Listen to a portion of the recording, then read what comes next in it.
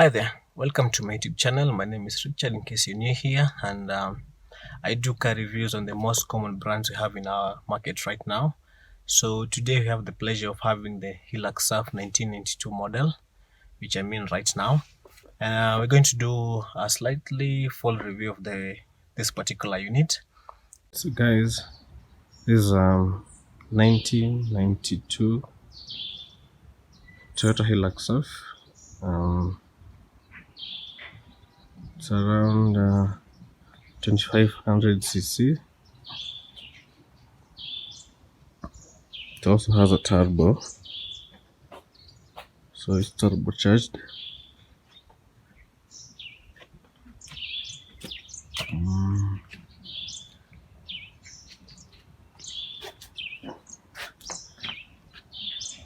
Has some few glitches here and there, but still runs like new.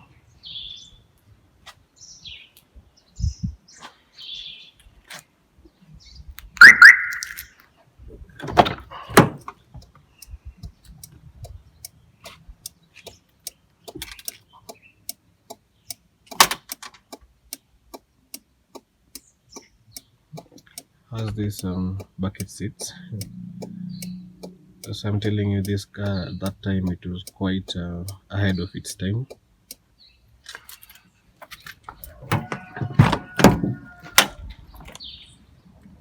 Now back then, leg room and leg space was not that quite necessary, so you can tell it's quite little space there, but still works fine. Quite comfortable, by the way.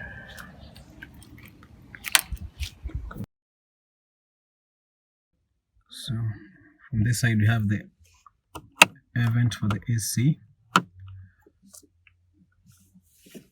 buttons to control either if you have a hard start or normal start, the turbo timer, which I'll show you how it works in a few.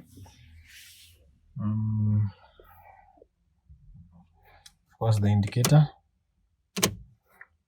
the wipers, the horn. On this other side you have the air vent still, the hazard button, which works perfectly, the button to hit the front windscreen when it becomes a little bit foggy. We also have the AC control buttons. We have a small digital clock there. Infotainment system, we have the is aftermarket, of course, which has an option of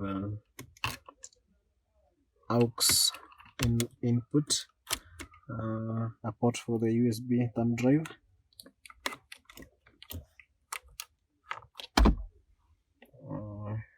onto the gearbox levers, the normal one, parking, reverse, neutral drive, D2, D1, the famous foil drive system lever. So right now it's at two-wheel drive, neutral, foil drive system lock. Show you how it works. This is the button to control the rear window. Yeah, is that we have this aftermarket installed speakers. We have this aftermarket installed dashcam, the rear view mirror, of course. We have the lights, and very interestingly we have the sunroof. It's a little bit dark, so bear with me. So we have to power on the vehicle first to give it power.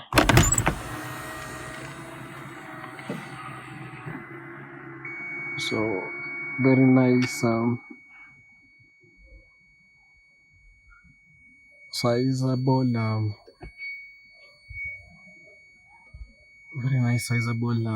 sunroof. So the turbo timer, this is how it works. When you put the vehicle on,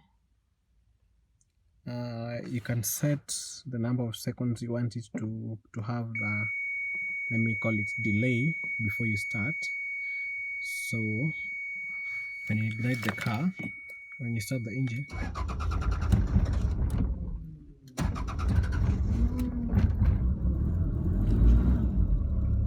so when you start the car, at this point I've set it at 30 seconds. So when you turn off the vehicle,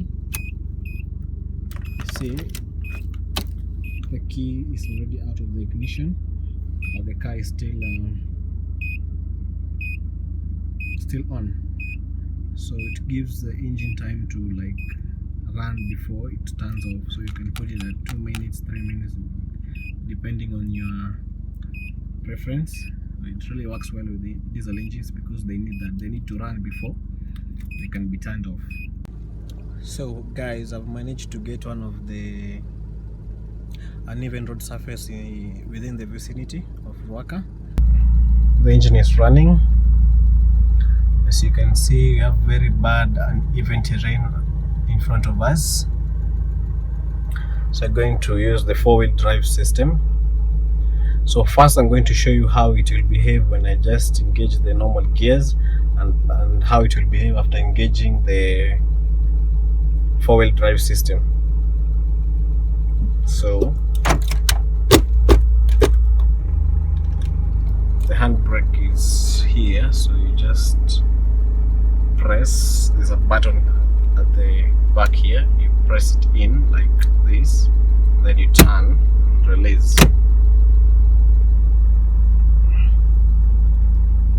So here you go, let's see. At the point which the car will be, sorry, my stand was going down there.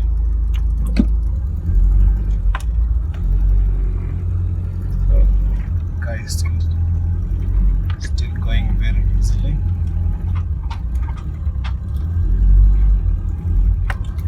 Starting to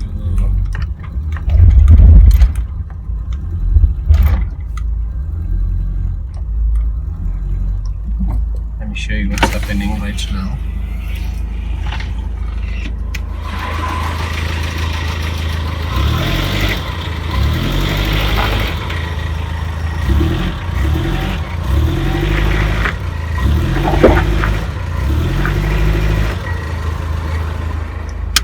So when that happens, to engage the 4-wheel drive system, you go to neutral, and then this is the 4-wheel drive lever. So you push it all the way to L4. This is neutral. This is a 2-wheel drive system. This is a 4-wheel drive system. So you go to neutral and then go all the way forward for 4-wheel drive system, and then you go back to drive. Actually, that's not me moving, that's the car. So it's in full power 4-wheel drive system, as you can see on the dashboard. So see what happens now. It is amazing.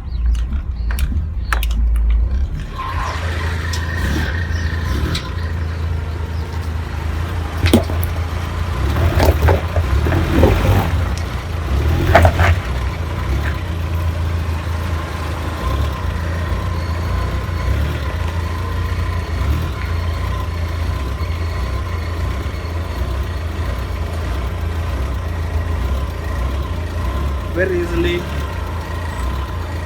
goes through the uneven road surface.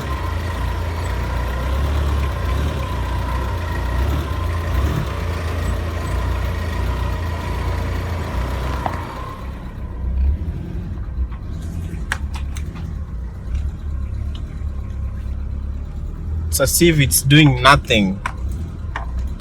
For those of you who have not driven the 4-wheel drive system, this is why people who use these 4 wheels can't go back to 2-wheel drive system, because of such capabilities.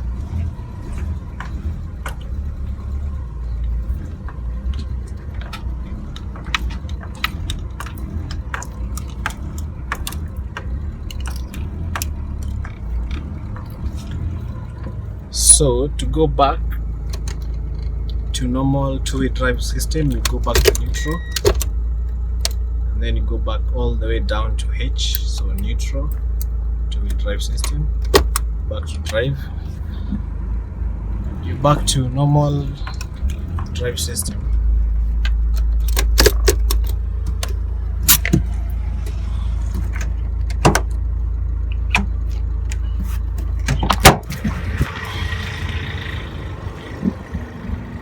So you can imagine that's where you have come from, where those guys are, and you have come up with a lot of ease thanks to the four-wheel drive system of this beast.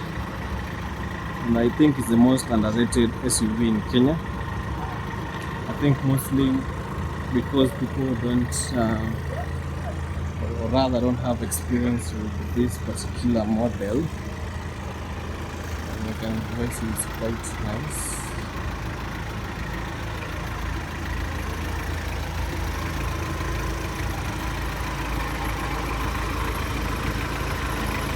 Still here the idling is quite nice.